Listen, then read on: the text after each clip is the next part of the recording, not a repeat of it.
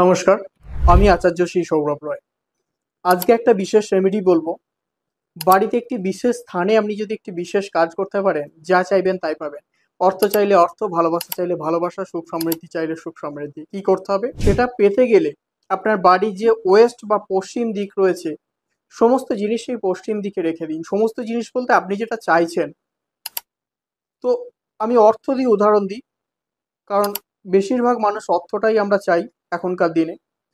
অর্থ চাইলে কি করবেন? আপনি যদি অর্থের চাহিদা থাকে অনেক, অর্থ সঞ্চয়, অর্থ উপার্জন হচ্ছে না, তাহলে একটা 500 টাকার নোট ফ্রেম বন্দি করবেন, গোল্ডেন ফ্রেমে সেটা বাঁধাবেন।